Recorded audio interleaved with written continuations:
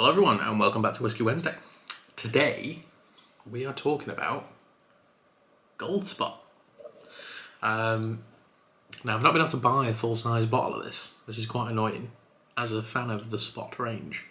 But this sample was given to me by the company I work for, the Whisky Shop. I was asked to review it for our in-house magazine due to some errors we were having with our normal reviewing team.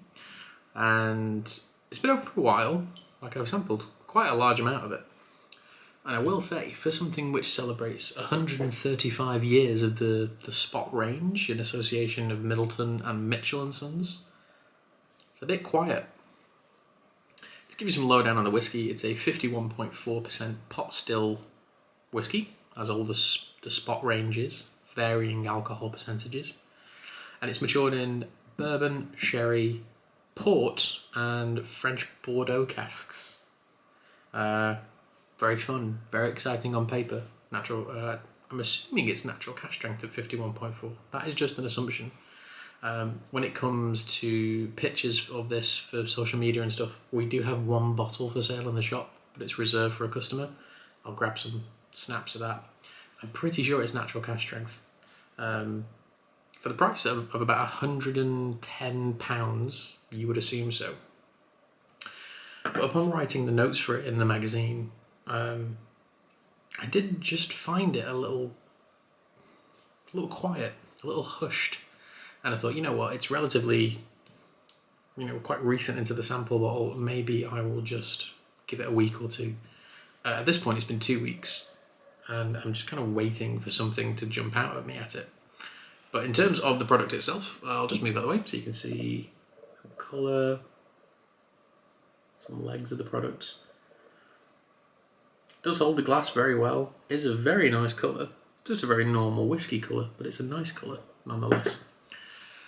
As a result of that, and seeing all these cask influences, I was like, in for the money. I'll reserve myself a bottle. Lucky enough to try it, and then kind of thought, maybe it's not for me, this. For £60 less, maybe just buy a bottle of Green Spot. But at the minute I'm being overly critical. I've not reviewed it to you, despite having reviewed it myself. So, let's review. Let's smell.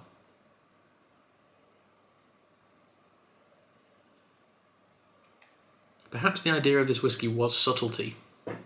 Blending four relatively powerful cask types together and achieving a pretty subtle approach. That is skillful. But I just wanted a little bit more.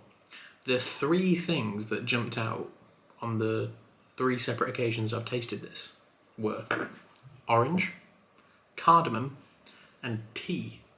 Specifically like black tea. You've just kind of poured your water over your tea bag or your tea sieve thing. No milk, just like that kind of black tea style. There is loads of that running through it, and I think that's quite complimentary of things like orange and cardamom, a lot of flavours like that. There is no big raisiny sherryness, there's no like creamy caramel, vanilla bourbon influence, there's no huge top notes of like kind of rich red fruit with raspberry and strawberry through the port cask, and there's not a particular amount of tannic fruitiness or like cherry driven styles from Bordeaux. Or my limited experience of Bordeaux, to say the least. The other thing that popped out, and it was coming across in both taste, smell, and finish, was ginger. Now, ginger is I'd say it's a relatively unusual note in whiskey. You get it occasionally with the odd sherry cask.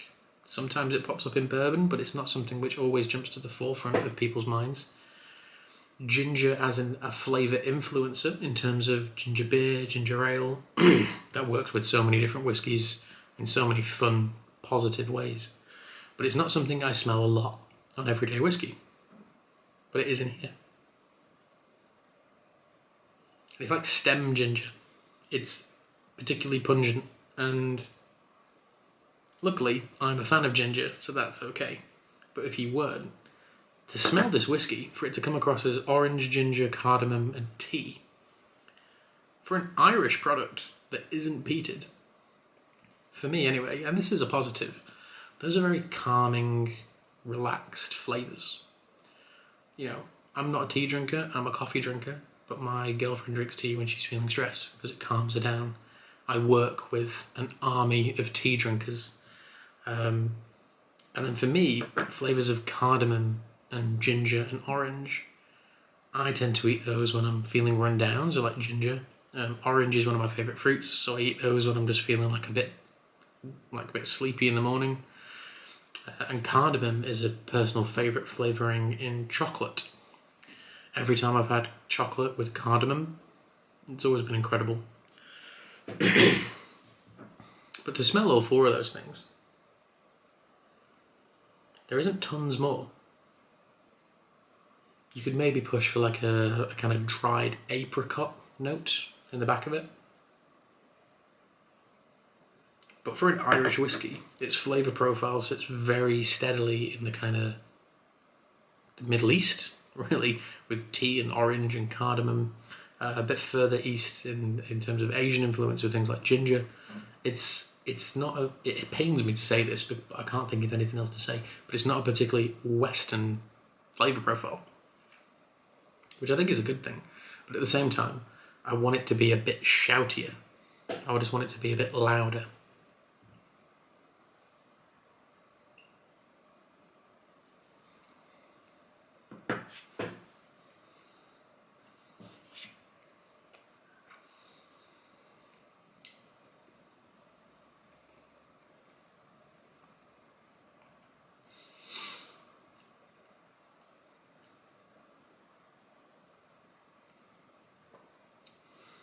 Something I haven't mentioned is that this is a 9-year-old whiskey. Apologies for that.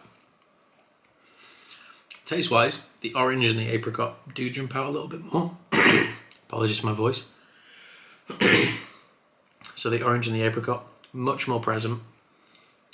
The ginger gives you this kind of like tangy, spicy buzz around your tongue. And then the finish is tea, which again isn't a bad thing. And it is a whiskey that does make me feel quite zen and quite calm. I feel very contradicted with this product because I want it to be louder, but it makes me feel really relaxed. It's really unusual.